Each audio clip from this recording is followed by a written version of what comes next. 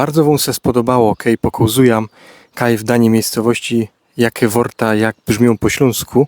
Dzisiaj napoczniemy se ze słowem dużo. No, to ruszajmy w drogę.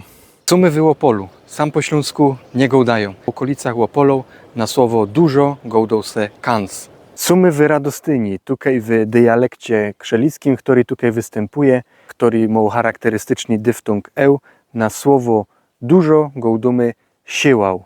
Sumy w Ostrożnicy, tutaj zaś używają bardziej słowa wiela, czyli na przykład fungowało bez wiela load, albo bez wiela load, czyli byśmy powiedzieli, że fungowało bez moc czasu, bez moc load, albo bez moc czasu.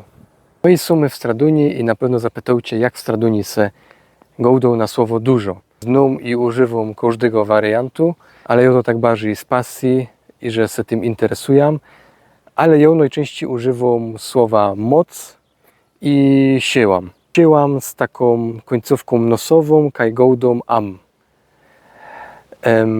Jak se gołdą w Straduni?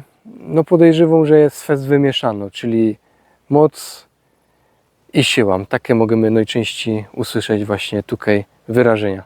A jako se u was gołdą tankaj mieszkałcie? Napiszcie mi w komentarzach.